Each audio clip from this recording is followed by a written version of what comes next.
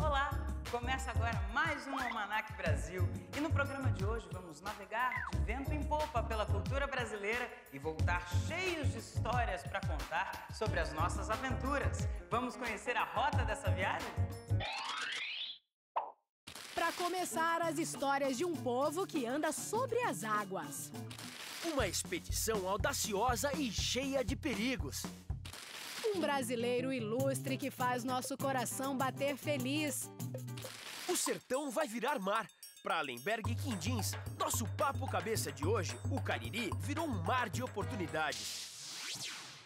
Canta o poeta português que navegar é preciso. Mas antes disso, é preciso muito engenho e arte para construir o barco que vai nos levar mar afora.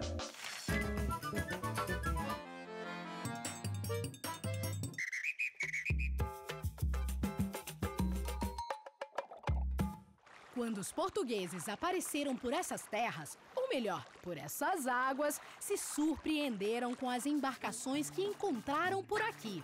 Pero Vaz de Caminha descreve em seus relatos um barco muito peculiar. Pequenas almadias, somente com 3 traves atadas entre si. Era a jangada, considerada ainda hoje uma das embarcações mais engenhosas do mundo. Feita de paus roliços interligados entre si, com uma vela triangular que permite até navegar contra o vento, a jangada se mostrou tão eficiente para a pesca e pequenas navegações que continua em plena atividade. Mais do que um simples barco, a jangada tornou-se parte da cultura do Nordeste brasileiro. E o jangadeiro, uma verdadeira lenda.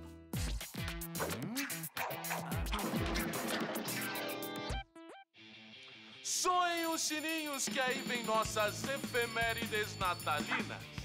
Depois das festanças do dia 25, 26 é dia da lembrança. A propósito, no ano que vem, não quero nem saber de lembrancinhas, viu? Quero presentes de verdade.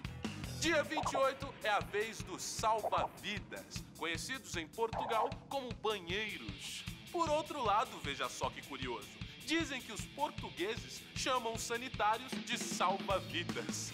Contradições da nossa língua pátria. 29 de dezembro é Dia Internacional da Biodiversidade, um brinde à riqueza da fauna e da flora brasileiras. Bem, depois começa a contagem regressiva pro ano novo, né, gente? Adeus, ano velho. Acredita-se que o nome dominó tenha nascido da expressão latina, usada pelos padres europeus quando venciam uma partida. Domino grátis!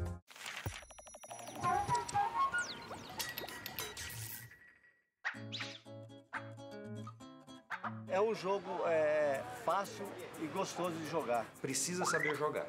Precisa ter estratégia, ter jogadas inteligentes para ganhar. E o dominó é um jogo com regras muito simples e que tem um equilíbrio muito bacana, um equilíbrio muito gostoso de sorte e estratégia. Tem que sair o carroção, que é a maior pedra do dominó. Vou sair com a barata, ou vou sair com o carroção, outros falam, vou sair com o dobrê, outros falam, vou sair carregado, que é o dobro maior. Isso não é uma combinação muito grande, tem essencialmente 15 possibilidades para começar. São várias estratégias que uma pessoa usa quando ela joga dominó e que dependem, é claro, das regras com que eles estão jogando. Há muita variação de regras. Quando a gente vai jogar num lugar diferente, a gente pergunta, como é que vai ser o jogo? Tem lugar que as pessoas saem, sempre sai quem bate. Uma das estratégias é que ao final da partida não é bom você estar com peças muito pesadas, que são com muitas pontuações. Saber as pedras que está faltando a cair, quantas pedras faltam. Nunca sai com uma pedra que só tem uma. A não ser quando é início de jogo que é obrigado a sair com o dobrão de cena. Eu vou jogar na pedra do adversário. Eu não jogo na pedra que eu puxo. Quando o camarada coloca uma pedra errada, é considerado, a gente fala gato. A gente fala, opa, aqui é gato. Piau! Gostoso de jogar para se tirar o sarro do adversário. Aqui é gato, foi ele. Ele que fez o gato. Vamos fazer assim, pô. Ele que fez o gato. Eu ganho de 4-0, deu a lambreta. Não vão embora a pé, vão embora de lambreta. É bom demais, é bom demais. O dominó é altamente estratégico. E isso, inevitavelmente, leva ao desenvolvimento intelectual. É uma terapia sadia. Não deixe sua mente enferrujar. Bateu, bateu! A expedição Langsdorff foi uma verdadeira odisseia tupiniquim. Entre ataques de mosquitos, afogamentos, amnésia e outras peripécias, esses aventureiros passaram por poucas e boas pelos confins do Brasil, você sabia?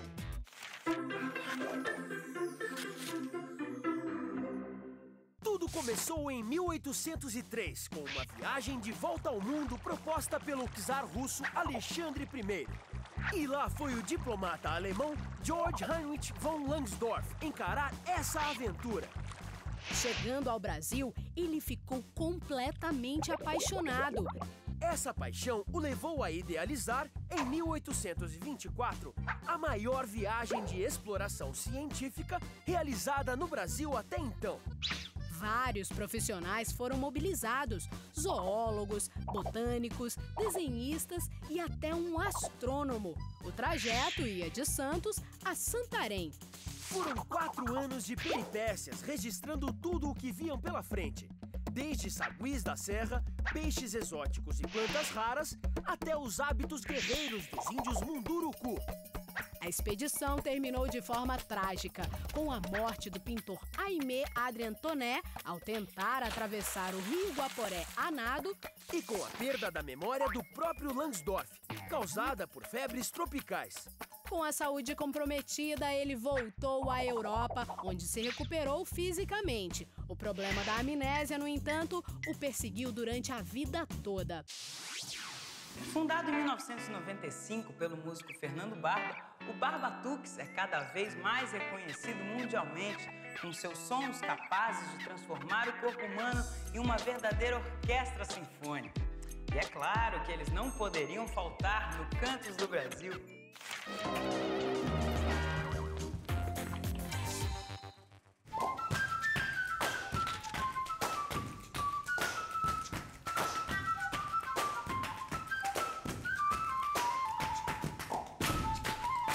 Em relação ao começo do Barbatuques, foi um processo bem natural, não teve um planejamento.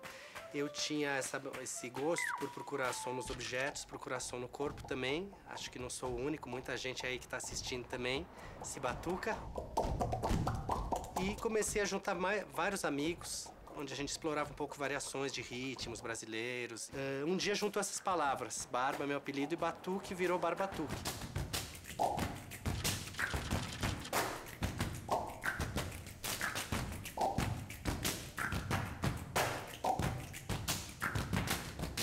Hoje o Barbatuques conta com 15 integrantes e essas pessoas, na verdade, se alternam, se revezam, principalmente nas oficinas, porque nós fazemos oficinas. Para participar do Barbatuques, eu vejo a necessidade de conhecer propriedades da música, propriedades do som, diferenciar os timbres.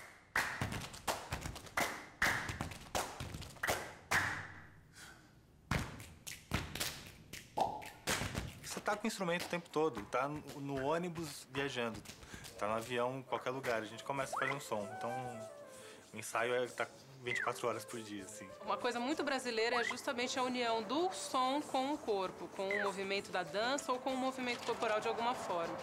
E com a plateia é muito legal, que acho que essa ideia de ser uma coisa acessível é o que mais faz todos participarem, né? Às vezes, enquanto a gente está tocando no começo do show, você vê muitas pessoas tentando, as crianças fazendo na frente, imitando, querendo se jogar no palco, às vezes subir junto. A grandeza do Barbatuques é ter essa mistura muito bem equilibrada entre uma técnica sofisticada, trabalhada, elaborada e um didatismo, né? Uma sensação de que você é capaz de fazer. Eu tenho a impressão de quando as pessoas vêm, eu mesmo, quando estou de fora e vejo, você se sente capaz de fazer aquilo, né?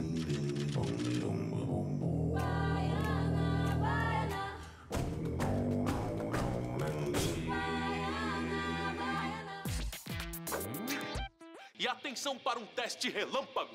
Qual programa de TV estreou em 22 de agosto de 1965 e deu origem a um importante movimento cultural? Calma, relaxe porque é teste. As alternativas são Almanac Brasil, Bossa Nova, Jovem Guarda ou Direta Já. Não vem, não. Eu não vou ajudar. Será que foi o Almanac Brasil? Olha, acho que não. Já somos amigos há algum tempo, mas 1965 seria demais, né? Ai, esqueci. Eu não podia ajudar. Bom, tempo esgotado. O programa que estreou em 1965 e deu origem a um importante movimento cultural foi Jovem Guarda. Foi na TV Record em São Paulo, exibido aos domingos à tarde. O programa era apresentado por Roberto Erasmo Carlos e pela ternurinha Vanderleia.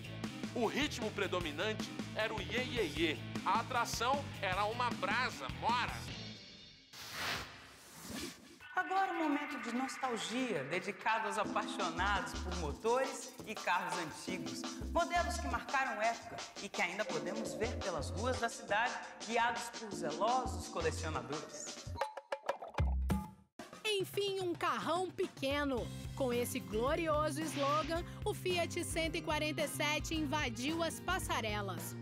Primeiro carro a álcool produzido em série. Tinha motor transversal e bom espaço interior. Os pedais eram pequenos e suaves como o volante. Mas seu grande trunfo era o design. Diferente, compacto, retangular. Suas medidas eram uma alfinetada na concorrência. Tinha 40 centímetros a menos que o Fusca. Mas em matéria de design, a década de 70 tinha muito mais a dar. O último grito da moda eram os equipamentos arrojados do Miura. Faróis escamoteáveis movidos a vácuo, regulagem elétrica de direção, freios ABS, carroceria de fibra de vidro... E o suprassumo da modernidade. Um sintetizador de voz que avisava, por exemplo, se o combustível estava para acabar. Econômico, inteligente e, acima de tudo, honesto. Esses eram os atributos de um carro genuinamente brasileiro. O Jeep X12 Carajás apostou num look simples, com carroceria de plástico reforçado com fibra de vidro. E também no baixo consumo, a versão a diesel podia rodar até 1.500 quilômetros sem abastecer. Entusiasta da indústria nacional, o criador da grife dizia que a fábrica não era uma multinacional, mas sim uma muito nacional. E aí, ansioso para testar os seus conhecimentos no nosso Brasiliômetro? Então olha ele aí.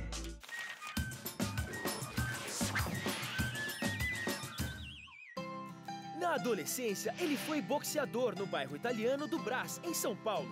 Uma deficiência na fala lhe rendeu o apelido de Metralha. Sim, o cantor era gago, o que causou muita dificuldade no início da sua carreira artística. Mesmo assim, quando morreu, em 18 de abril de 1998, já havia vendido 60 milhões de discos. E aí, já sabe de quem estamos falando? Depois do intervalo, você vai descobrir se acertou ou não. Esse é um ator de cinema, não é? Não. Pedro de Lara não é. Tô com o nome na cabeça, mas não... Não é da minha época, não. Ah, não sei. Mas assim, eu posso chutar, né? Muito menos da minha.